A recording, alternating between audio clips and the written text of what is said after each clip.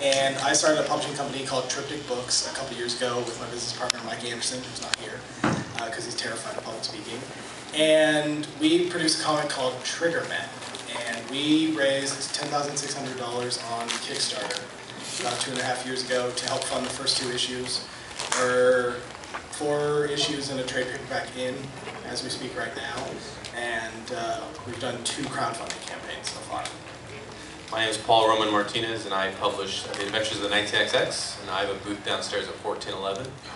And I'm currently on my 2nd book, and I used Kickstarter to fund that, and it's coming out in October. I raised $9,700 on Kickstarter.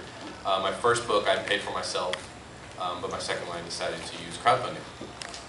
My booth is 1148 or 46. I should probably mention that. So I think, oh, cool.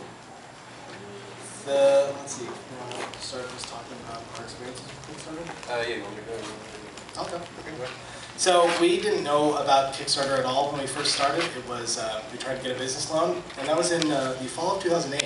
And if you remember the fall of 2008, the economy did a Chernobyl, and we went to our bank and they basically said, like, man, we love your 60-page business plan, this is beautiful. But we're going out of business, so we can't give you a loan. And we had put all this work in, and so one day I just read this tiny article. It was like a blurb in the New York Times about Kickstarter. And we went, what the hell, we'll try it. And it was very shocking to us because it helped us build a community and it helped us fund our book. So you were on the frontier. We were on the frontier. Yeah, it was wagon wheels. Yeah, Mike got dysentery. And we started pretty early on, and it kind of we were blown away that we even made the $10,000 goal because we thought at that time that it's a lot of money, which it's not, by the way. And we have the people who are involved in our Kickstarter campaign are to this day still involved with our little community on Facebook and Twitter and all that. So it's been one of the best things.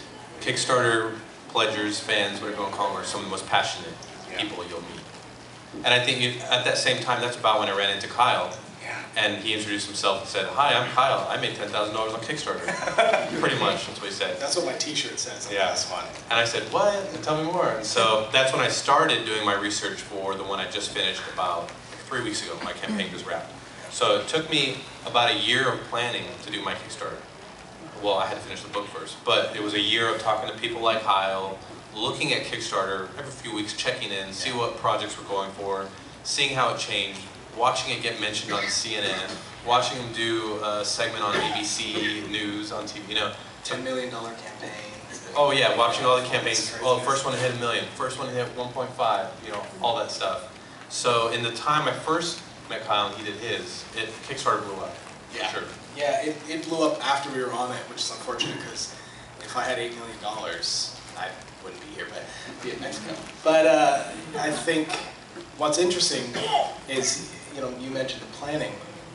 That's something we really didn't do much of on our first campaign, and it made it very difficult. We actually had the artist we were working with drop out halfway through the campaign.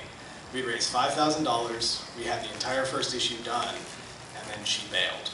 And so halfway through, we had to break it to all the people who had given us money that we didn't know if the comic was actually going to happen. So, And did everybody stay with you? Everyone did. We had no one drop out.